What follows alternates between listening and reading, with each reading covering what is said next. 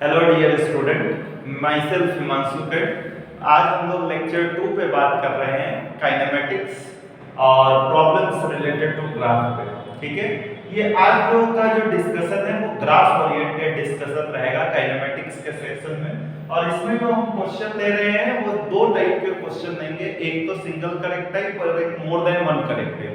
अभी हम आपके सामने एक सिंगल करेक्ट टाइप क्वेश्चन दिए हैं। आईआईटी जेईई के हिसाब से ये क्वेश्चन माना जा सकता है कि आईआईटी जेईई में ऐसी क्वेश्चंस आ सकती हैं। देखिए, आपको दिख रहा होगा क्वेश्चन बोला है graph of 1/v versus x for a particle under rectilinear motion is as shown where v is velocity and x is position.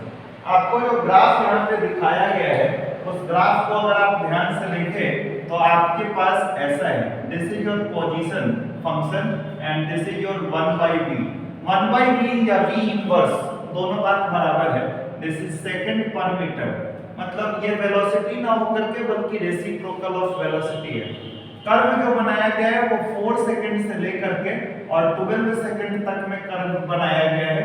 ये ग्राफ कुछ इस तरीके से है और आप देख सकते हैं यहाँ पे 1/2 वैल्यू है और यहाँ पे 2 है। सवाल ये है कि जब particle x is equal to 4 meter से x is equal to 12 meter तक ट्रेवल किया है तो इस कर्व से ना हमको इसका टाइम गैप निकालना है। 4 से 12 तक जाने में जो टाइम लगेगा पार्टिकल के द्वारा वो कितना लगेगा। देखिए, नॉर्मल क्वेश्चंस नहीं है। ऐसे क्वेश्चन को करने के लिए सबसे पहले आपको करना चाहिए स्टेप 1, आप ना स्ट्रेट लाइन का ना इक्वेशन निकालिए। ये जो इक्वेशन है, अगर आप इसका इस लाइन का इक्वेशन निकालते हैं तो आपको 1/v और x में रिलेशन मिलेगा। सो बड़ा सिंपल है। स्टैंडर्ड इक्वेशन जो होता है वो होता है y = m × x। Straight line का यही होता है। हम ना 1/v को मान लेते हैं थोड़ी देर के लिए y और x तो मेरा x है, तो हम इसको ऐसे लिख सकते हैं 1/v।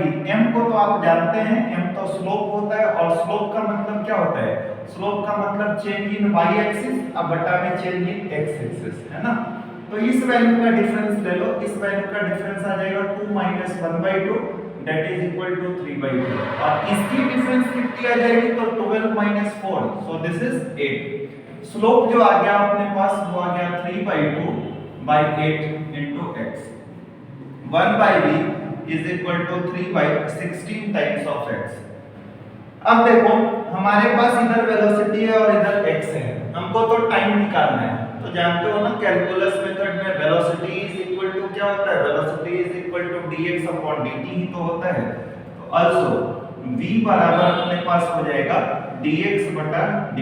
ये वैल्यू को उसमें रखो, जैसे ही रखोगे तो तुम्हारे पास आ जाएगा ऐसा dt/dx is equal to 3/16 * x। Cross multiply कर दीजिए आप, dt is equal to 3/16 x * dx। दोनों तरफ इंटीग्रेट कर दीजिए, आपको t मिल जाएगा आराम से। तो इंटीग्रेटिंग बोथ साइड, आप दोनों तरफ इंटीग्रेट करिए, इंटीग्रेटिंग बोथ साइड।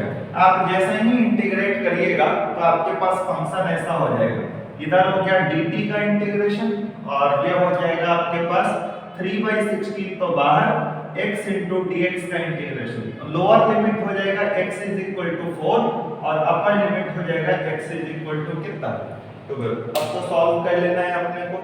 ये dt का इंटीग्रेशन मतलब आ जाएगा डेल्टा t का मतलब टाइम है, कितना समय लगेगा 3/16 = x से dx का इंटीग्रेशन कितना होगा?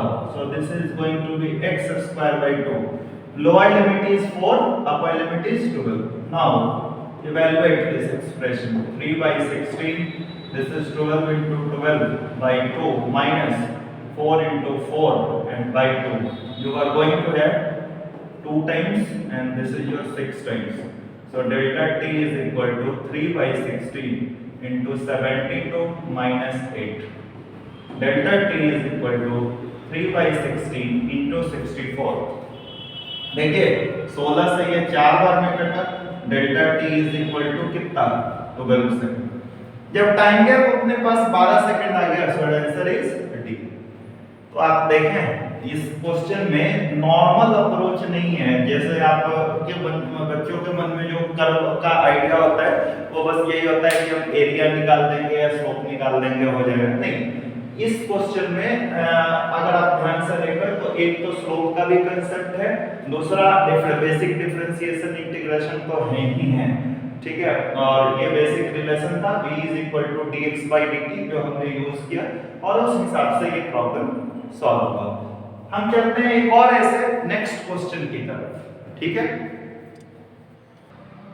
चलिए, सो हमारे पास ये नया क्वेश्चन है, सेकंड क्वेश्चन। ये भी सिंगल करेक्ट टाइप ही है और ये क्वेश्चन पहले वाले के कंपैरेटिव और सिंपल है, कुछ डिसीजन इसमें सोच समझ करके लेने हैं। देखिए क्वेश्चन को पहले मैं हाईलाइट करता हूं। The diagram represent straight line motion of A car. आप समझ सकते हैं कार का मोशन डिस्क्राइब किया गया है ग्राफ से। Which of the following statement is false. अच्छा, इस बात पे जोर देना है। देखिए हमारा आदत क्या रहता है ना, करेक्ट ऑप्शन चुनने का, ठीक है। तो वो भी एक बहुत बड़ा निगेटिव का कारण बन जाता है हमारे लिए। कई बार हम क्वेश्चन ध्यान से पढ़ते नहीं है और हम ना यहाँ पे बोला है फॉल्स और हम इसमें वो ऑप्शन खोजने लगते हैं जो ऑप्शन क्या हो ट्रू है या जो ऑप्शन करेक्ट है। तो आप इस बात को केयरफुली स्टडी करिएगा। देखिए ध्यान से, ये VT कर्व है। वैसे भी मैं कर्व का एनालिसिस आपको बता दूं, अगर आप VT कर्व को ध्यान से देखिए तो यहाँ ये ओरिजिन वाले पॉइंट से ना ये 2 सेकंड तक, दूसरे सेकंड पे इसका स्पीड 12 हो गया है। तो 0 से लेकर के 12 तक स्पीड गेन हुआ है। इसका मतलब आप कह रहे हैं कि ये जो मोशन है वो एक्सेलरेटेड मोशन का केस है और एक्सेलरेटेड में भी यूनिफॉर्म एक्सेलरेशन का केस है, ठीक है। यूनिफॉर्म एक्सेलरेशन मतलब समझ, स्ट्रेट लाइन का स्लोप सर जी कांस्टेंट होता है और अगर स्लोप कांस्टेंट हो गया तो फिर ये जो मोशन है वो uniform accelerated motion. Okay, for the next t = 2 to t = 5 second का आप जरा कर्व एनालाइज करिए। तो अगर आप t = 2 से t = 5 सेकंड तक का कर्व देखिए, मोटा मोटी तौर पे कर्व जो है वो ऐसा है आपका, right. This is your 2 second and this is your 5 second. मैं कह रहा हूं 2 से 5 तक का कर्व देखो तो 2 से 5 तक के कर्व में ये कर्व तुमको हॉरिजॉन्टल नजर आ रहा होगा, हॉरिजॉन्टल। ये देखो ये एकदम हॉरिजॉन्टल है, पैरेलल टू टाइम एक्सिस। अगर ये vt कर्व है, वेलोसिटी टाइम कर्व है, तो vt कर्व है तो वेलोसिटी वाले लाइन का यूनिफॉर्म होने का मतलब ये है कि वेलोसिटी कांस्टेंट है। 2 से 5 सेकंड में बॉडी का एक्सेलरेशन 0 हो गया, तो इसमें एक्सेलरेशन हुआ 0, मतलब ये भी कांस्टेंट वैल्यू का एक्सेलरेशन हुआ। इसमें जो एक्सेलरेशन होगा वो पॉजिटिव होगा लेकिन ये कांस्टेंट एक्सेलरेशन होगा। और अगर तुम 5 से 9 सेकंड का मोशन ऑब्जर्व करो तो देखो तो 12 मीटर पर सेकंड जो स्पीड था ना 5वें सेकंड पे, वो घट करके यहाँ 0 पर आ गया है, 9वें सेकंड पे 0 पे। तो ये जो है ये रिटार्डेशन का केस बना और चूंकि लाइन जो है ना वो स्ट्रेट लाइन है इसलिए ये रिटार्डेशन जो होगा वो तो ये एक्सेलरेशन जो है वो निगेटिव है और एक्सेलरेशन निगेटिव को रिटार्डेशन कहते हैं। और मैं एक और बात बता दूं, ये रिटार्डेशन जो होगा वो कांस्टेंट होगा। कांस्टेंट कहने का मतलब कि यूनिफॉर्म रूप से बॉडी का स्पीड इसमें डिक्रीज हो रहा है, इसमें बॉडी का स्पीड यूनिफॉर्म है मतलब कांस्टेंट है, और इसमें बॉडी का स्पीड यूनिफॉर्मली इंक्रीजिंग है मतलब कि कांस्टेंट रूप से बढ़ रहा है लगातार। ओके, तो हम पहले ऑप्शन पे देखते हैं, हमको तो फॉल्स छांटना है। Car accelerate, stop and reversal. देखो भाई कार एक्सेलरेट तो हो रहा है, मैं तो इस बात से सहमत हूं। स्टॉप तो 9वें सेकंड पे स्टॉप हो गया है और अगर समय इसको आगे बढ़ाया जाए तो ये लाइन नीचे की तरफ जाएगा। इसका मतलब कि कार का जो डायरेक्शन है ये जो t = 9 सेकंड रहेगा, 9 सेकंड पे बॉडी का वेलोसिटी इंस्टेंटेनियसली 0 हो रहा है। आपको रेक्टिलिनियर मोशन का आइडिया होगा, जब भी बॉडी का इंस्टेंटेनियस स्पीड 0 होता है that is the point where the body reverses its direction. Body अपना डायरेक्शन उसी पॉइंट पर रिवर्स करता है। so t = 9 सेकंड वाले पॉइंट पे बॉडी अपना डायरेक्शन को रिवर्स करेगा। so this statement is not false, this statement is true। तो हमारा आंसर A नहीं है क्योंकि ये स्टेटमेंट ट्रू है। B, car accelerate at 6 metre per second square for first 2 second. अरे तो ये तो सिंपल है, VT कर्व का स्लोप जो होता है ना वो तो एक्सेलरेशन देता है, तो तो स्लोप निकाल लेते हैं 2 सेकंड तक के लिए। तो देखो तो 12 को -0 बटा 2 -0 कितना हो गया 6 मीटर पर सेकंड स्क्वायर। तो ये भी स्टेटमेंट क्या है ट्रू, और इसलिए ये भी हमारा आंसर नहीं है। Car is moving uniformly for a total time of 9 second, सही बात है, ये भी स्टेटमेंट है ट्रू। क्यों ट्रू है बताता हूं। ये ट्रू इसलिए है क्योंकि देखो इसमें तो इसका वेलोसिटी जो है वो कांस्टेंट है ना, एक्सेलरेशन 0 है तो यूनिफॉर्म मोशन में है बॉडी। यहाँ पे यूनिफॉर्म रूप से बॉडी का स्पीड बढ़ रहा है और इस वाले 5 से 9 में यूनिफॉर्म रूप से स्पीड कम हो रहा है। यहाँ बोला है यूनिफॉर्म मूविंग यूनिफॉर्मली, मतलब ओवरऑल मोशन को यूनिफॉर्म बताया गया है, ये नहीं बताया गया है कि यूनिफॉर्म स्पीड है या यूनिफॉर्म वेलोसिटी। तो यूनिफॉर्मली इंक्रीजिंग स्पीड है, यूनिफॉर्म स्पीड है और यूनिफॉर्मली डिक्रीजिंग स्पीड है। So overall t is equal to 0 से 9 सेकंड में बॉडी का मोशन यूनिफॉर्म है। So this statement is also true. अगर आप डी वाले स्टेटमेंट की बात करते हैं, the car डिसेलरेटेड 12 metre per second square for last 4 second. देखो 3 स्टेटमेंट ट्रू है, हमको चौथा फॉल्स खोजना है, तो कैलकुलेट करने का जरूरत ही नहीं है, डी आंसर ही करेक्ट होगा। वैसे तुम रिटार्डेशन निकाल भी सकते हो, निकाल लो। तो अगर तुम टाइम गैप है 4 सेकंड का और तुम रिटार्डेशन निकालना चाहते हो 0 - 12 final minus initial, final velocity 0 initial 12, 9 - 4 -12 बटा 4 तो कितना हो गया 3 metre per second square minus में, और यहाँ पे कितना दे रहा है 12। सो फॉल्स स्टेटमेंट यही है, आंसर इज डी।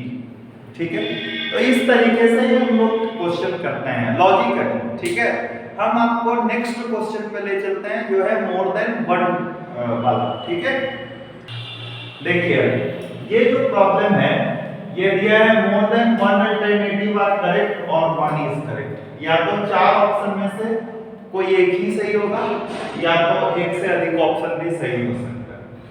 देखिए हमारे पास पोजीशन टाइम फंक्शन है, x is position and t is your function. ठीक है, इस ग्राफ को देख करके ना आपको 4 ऑप्शन चूज करने हैं। चार को में से ना कोई एक भी सही हो सकता है, एक से अधिक भी। हम ऑप्शन पढ़ते हैं। देखिए आपको तो ये कर्व लगभग पैराबोलिक ही दिख रहा होगा, ये डाउन साइड ओपन पैराबोलिक है। अगर मैं ऑप्शन ना भी पढ़ूं तो उसके बाद भी हम बहुत कुछ इंफॉर्मेशन इस कर्व को देख करके निकाल सकते हैं। देखिए अगर आप इस पॉइंट से यहां तक का अगर आप बात करते हैं तो ये पोजीशन टाइम फंक्शन है, यहां से यहां तक पोजीशन लगातार बढ़ रहा है। तो देखो इस पॉइंट पे जो स्लोप देगा वो वेलोसिटी होगा, इस पॉइंट पे स्लोप लाइन का ये होगा, अगला पॉइंट पे यहां पे टॉप मोस्ट पॉइंट पे देखो जो लाइन है ना उस लाइन की स्लोप लगभग 0 हो जाएगी, हॉरिजॉन्टल लाइन बनेगा, हॉरिजॉन्टल लाइन का स्लोप जो हो जाएगा वो 0 हो जाएगा।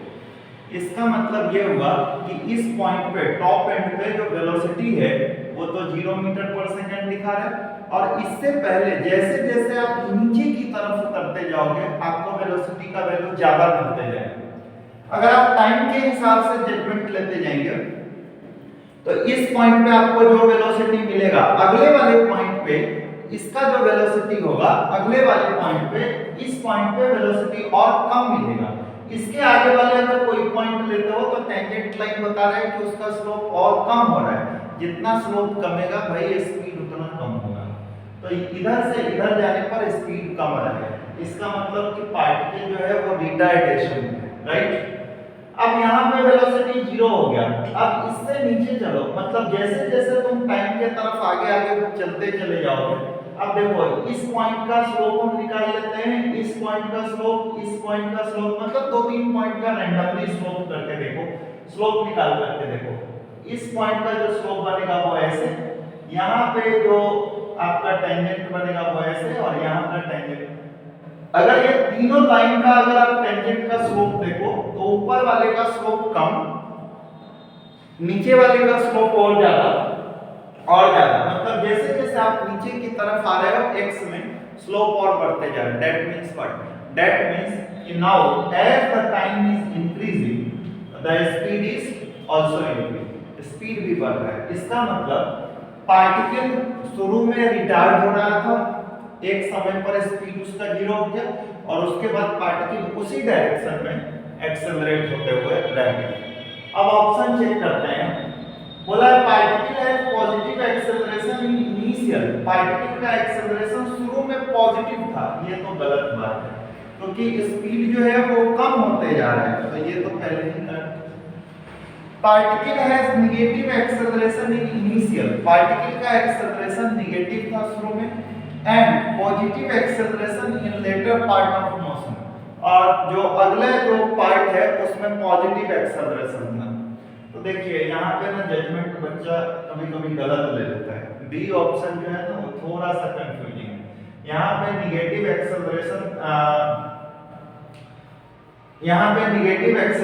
का मतलब ये है कि बॉडी का जो डायरेक्शन ऑफ मोशन है, ठीक है, और जो एक्सेलरेशन है वो दोनों अपोजिट है, तो ये बात तो सही है।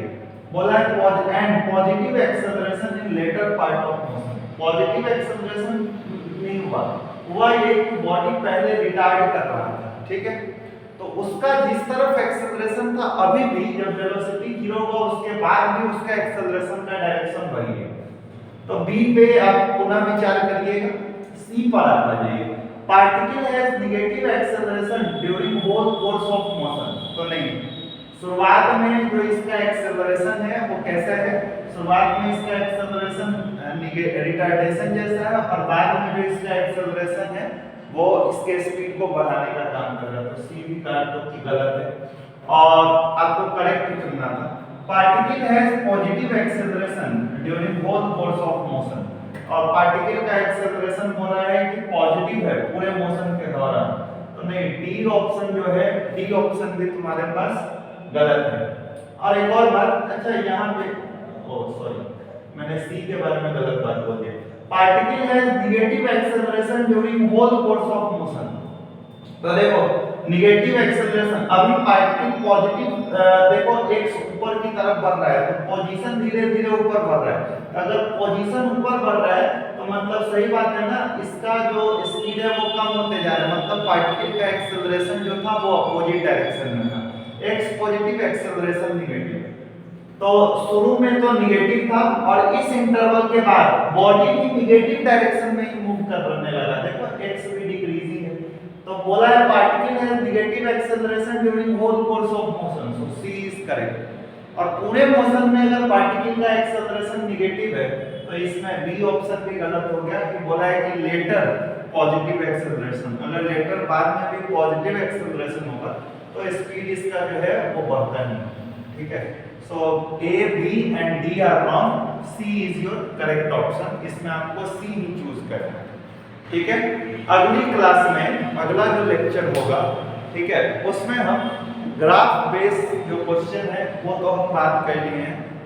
अगले लेक्चर में हम ना आपको कंसेप्ट सिखाएंगे और उस पर प्रॉब्लम कराएंगे, खास करके जो एवरेज स्पीड वाले जो क्वेश्चन होते हैं वो भी कभी-कभी आते हैं, ठीक है। तो हमारा मेन टारगेट रहेगा एवरेज स्पीड अगली क्लास में, और उसके बाद हम लोग बात करेंगे वो मोशन अंडर ग्रेविटी का, ठीक है।